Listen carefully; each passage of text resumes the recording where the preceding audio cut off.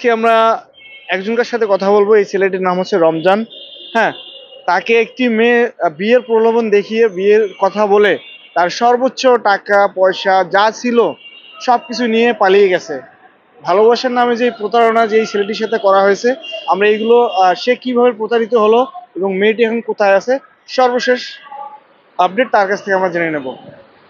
ভাই, আপনি যে এই যে কাপড়ের কাপড় পরে আছেন, আহ আর এই কাজটা থেকে সহযোগ করেন, আপনি কেন করলেন? আমি আগে আমার পরিচয়টা নেন। বিসমিল্লাহির রহমানির রহিম। আসসালামু আলাইকুম। আমার নাম মোহাম্মদ রমজান আলী। আমার গ্রামের বাড়ি শেরপুর। আমি ঢাকা উত্তরা 14 নম্বর সেক্টরে 21 নম্বর রোডে থাকি। এই মেয়েটির বাসা আর আমার বাসা একই সাথে।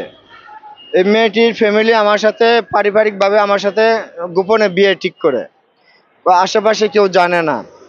যখন আমার সাথে বিবাহ ঠিক করে তখন মেয়েটির নামটা একটু বলে বলতো। মেয়েটির নাম হচ্ছে সীমা। মেয়েটির ফ্যামিলি আমার সাথে বিবাহ ঠিক করে, আশেপাশে মানুষ যেন না জানে আমার সাথে গোপনে বিয়ে ঠিক করে। আমি আশেপাশে মানুষকে যেন না বলি সে কথা আমাকে বলে। তারপরে আমি জানতে পারি মেয়েটির আগে বিবাহ হয়েছে। ডিভোর্সের কাগজ দেখতে চাইলে ডিভোর্সের কাগজ দেখাতে চাচ্ছিল না। পরে এক পর্যায়ে জানি যে মেয়েটির ডিভোর্স হয়নি। তারপরে আমাকে একবার বিয়ের দিন তারিখ ঠিক করে, কিন্তু তারপরে আমার সাথে বিয়ের দিন তারিখ ঠিক করার পর আমি মেয়েকে বিবাহ করার জন্য আমি রাজি হই।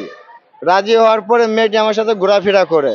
তারপরে কিছুদিন তার বাবার একটা হত্যা মামলা আছে। ওই মামলা ডিসমিস করার জন্য আমাকে গোপনভাবে আমাকে জানায় যে আমাদের কিছু টাকা লাগবে, আমাদের কিছু টাকা দিয়ে হেল্প করতে পারবে কিনা। তখন আমি বলি যে হ্যাঁ, আমি হেল্প করতে পারবো, কিন্তু এখানে শর্ত আছে, কিন্তু আমি মানুষকে নিয়ে আমি হেল্প করব। পরে বলে যে আমি আমাদের বোন তো আপনার কাছে বিয়ে দিচ্ছি, এখানে আর মানুষকে জানানোর কি আছে, একটা মান সম্মানের প্রশ্ন। তা আমাদের কি বিশ্বাস করো না? তো তুমি আমাদের এখানে খাওয়া দাওয়া করো, আমরা তোমাদের এখানে খাওয়া দাওয়া করি। তো এইভাবে আমি মেয়েদেরকে অনেক বিশ্বাস করি। ওনাদের কথা আমি শুনি। বিশ্বাস করার পরে আমি মেয়েকে টাকা 1,70,000 টাকা দেই মেয়ের বাবার মামলা ডিসমিস করার জন্য। তার পরবর্তীতে যখন বিয়ে দিন তারিখ কাছে আসতেছে, মেয়েটি আমার সাথে ঘোরাফেরা হয়। বিয়ে বাড়িতে ঘুরতে যাওয়ার পরে মেয়েটি আমাকে জিজ্ঞাসা করে যে আপনি আমাকে বিয়ের সময় কি কি দিবেন। তখন আমি মেয়ের সাথে সবকিছু বিস্তারিত আমি শেয়ার করি যে আমার বিবাহের জিনিস আমি 2-3 বছর আগে আমার কেনা আছে, সেগুলো আমি দিয়ে এনে আনবো তোমাকে।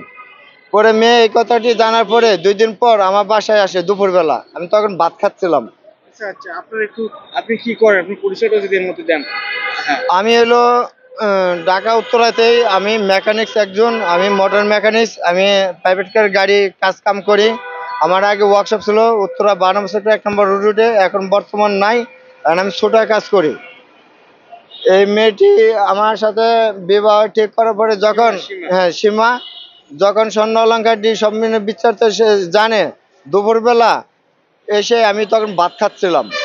ভাত খান সে এসে বলে যে আমাদের মাংসের তরকারি রান্না হয়েছে, আপনাকে তরকারি দিয়ে যাই। আমি বলছি না, আমি ডিম ভাজি দিয়ে ভাত খাবো। সে বলছে না, তরকারি দিয়ে যায়। তারপর বলে যে আপনার কি কি আপনারা আমাকে বলছিলেন কি কি যে কিনছেন, ওগুলো আমি একটু দেখতে চাই।